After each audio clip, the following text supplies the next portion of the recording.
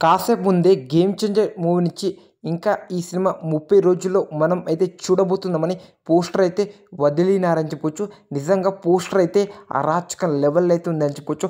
రామ్ చరణ్ గారు ఎస్పెషల్లీ రామ్ చరణ్ గారు లుక్ అయితే కేసీపీడ్ అని చెప్పుకోవచ్చు. నేనైతే ఈ సినిమా కోసం ఈగర్లీ వెయిటింగ్. మీరు కామెంట్ చేయండి. ఇంకా 30 రోజుల్లో ఈ సినిమా మనం చూడబోతున్నాం. ఆ పోస్టర్ మీకు ఎలా అనిపించిందో కామెంట్ చేయండి ఫ్రెండ్స్. నిజంగా మన సూర్య గారు చెప్పిన మాట వింటే నాకైతే దిమ్మ తిరిగిపోయింది. ఎందుకంటే సినిమా అయితే బ్లాక్ బస్టర్ అవుతుంది, ఇండియాని మొత్తం షేక్ చేస్తుంది ఈ సినిమా అయితే తనైతే చెప్పడం అయితే జరిగింది అని చెప్పొచ్చు. చూడాలి మరి సినిమా మీద అయితే బాగా ఎక్స్పెక్టేషన్. మెగా ఫ్యాన్స్ ఇంకా రామ్ చరణ్ ఫ్యాన్స్ చాలామంది అయితే హోప్స్ అయితే పెట్టుకున్నారని చెప్పొచ్చు. ఈ సినిమా కోసం చాలామంది ఆడియన్స్ అయితే ఎదురు చూస్తున్నారని చెప్పొచ్చు ఫ్రెండ్స్. మీరు 'గేమ్ చేంజర్' సినిమా కోసం ఎదురు చూస్తున్నారా? కామెంట్ చేయండి.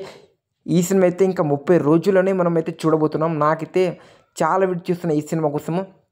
ఎందుకో తెలుసా, మన రామ్ చరణ్ గారి ఎస్పెషల్ రామ్ చరణ్ గారి లుక్స్ అయితే కేసీపీడ్ అని చెప్పొచ్చు.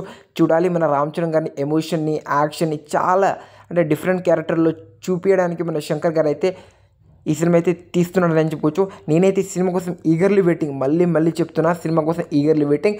ఈ సినిమా ఈ మంత్లో 21st అయితే ఈవెంట్ అయితే జరుపుకుంటుంది యూఎస్లో. ఇంకా టికెట్ బుకింగ్స్ అయితే ఓపెన్ చేస్తారంట, మనకి అప్డేట్ అయితే ఇస్తారు. Wait for that. కానీ ఈ సినిమా రికార్డుల వేట మొదలు పెడుతుందా అంటే పుష్ప సినిమా కేవలం 4-5 రోజులని 900 కోట్ల గ్రాస్ అయితే కొట్టింది. ఇప్పుడు ఈ సినిమాని ఏ సినిమా అయితే బ్రేక్ చేయదు. పుష్ప 2 సినిమాని 'గేమ్ చేంజర్' సినిమా బ్రేక్ చేస్తుందంటే 100% బ్రేక్ చేయదు. డే 1 కూడా ఆల్ టైమ్ కూడా అయితే పడదు. ఈ సినిమా డే 1 100 కోట్ల గ్రాస్ వచ్చినా మనం నెక్స్ట్ లెవెల్ అయితే ఫీల్ అవ్వాలి. ఎందుకో తెలుసా, ప్రీమియర్స్ అయితే మనకి షో అయితే క్యాన్సిల్ చేశారు. మహా అయితే బ్లాక్ బస్టర్ టాక్ వచ్చింది అనుకో 150 కోట్ల గ్రాస్ మాత్రమే కొడుతుంది డే 1. గుర్తుపెట్టుకోండి మీరు.